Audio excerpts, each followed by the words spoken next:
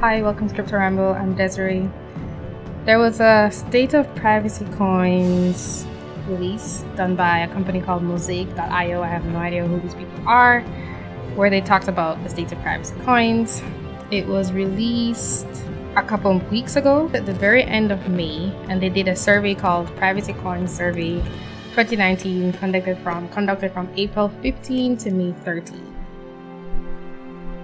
They shared the survey on Twitter, LinkedIn, privacy coin specific subreddits and forums, Bitcoin Talk, and Discord chats. 236 people responded anonymously, and some of them gave some demographic location.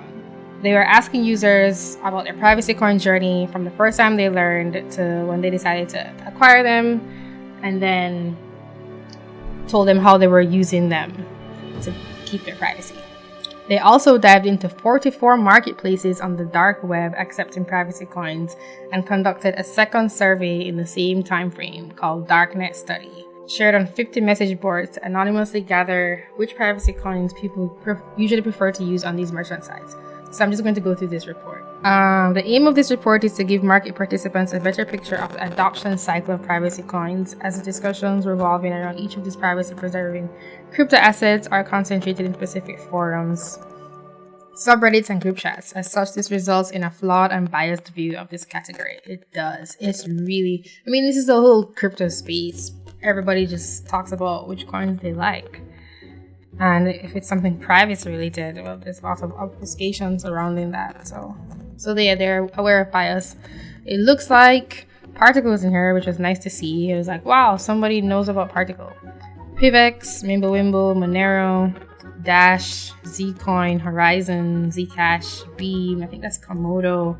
I don't recognize the other ones. Verge. Yeah, I don't know what the other ones are, but I'll show the image of what coins were in here. So looking at some highlights from the executive summary, of the 236 people who participated, 78% were men, and 70% didn't say who they were, and 5% were women. And that's about the same for the general crypto space. CoinDance has some statistics on this, and it's like 95% men to 5% women in the space. 69% of the owners of privacy coins are between 26 and 39 years old. That's not that important. 67% of the total number of respondents mentioned either Zcash or Monero as their first privacy coin acquisition. 46% got their first privacy coin between 2017 and 2018, and a minority, 6%, before 2016. The majority of participants indicated that Zcash, Monero, and Zcoin were part of their crypto asset portfolio. Here is something interesting. 44% of the participants have made at least one purchase with a privacy coin. The majority of these goods and services represent furniture, gift cards, charitable donations, web hosting services, and clothing. Some conclusions that they have are that Monero and Zcash are the preferred privacy coins used as mediums of exchange, followed by Particl, a private peer-to-peer marketplace with its own private coin part. That's surprising to me. 53% of the participants buy goods or pay for services either monthly, yearly, or weekly, or quarterly. Their survey results are skewed, but I don't think anyone in Particl had actually heard of these people before they did this survey.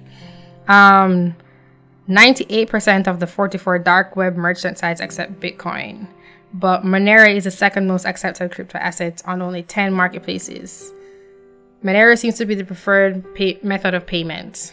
90% use their privacy coins as stores of value like gold or Bitcoin. 35% of them want to find an alternative to Bitcoin.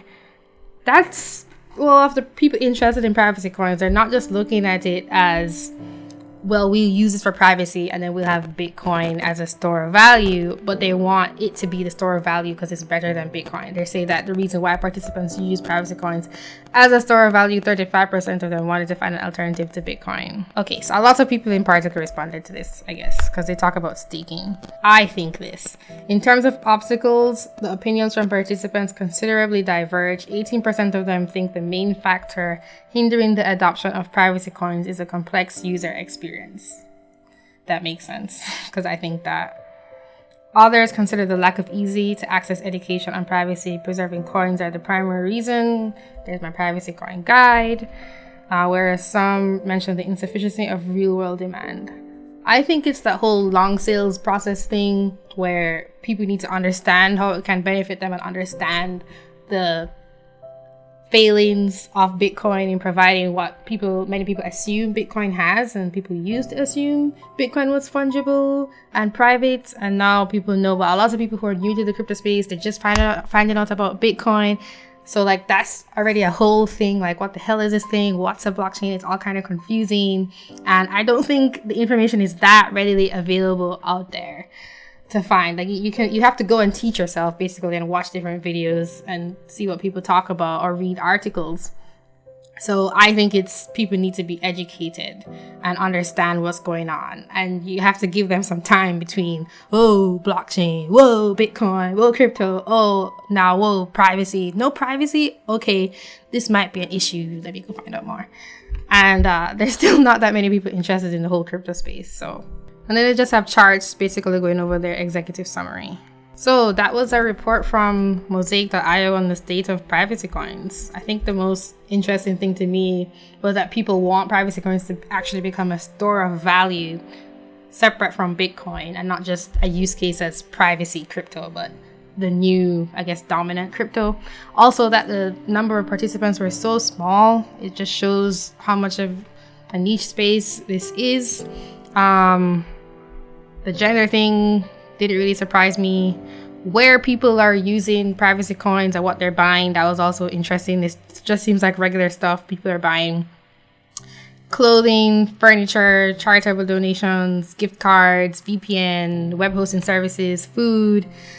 Okay, and 17% was not available, like they wouldn't tell you, and 3% said dark web. So you could assume that 20% is like bad stuff, but most of it isn't. That means 80% of it is just normal stuff.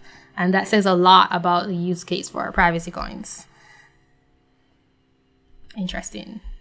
Okay, thanks for watching. If you like my content, subscribe, and I'll talk to you soon.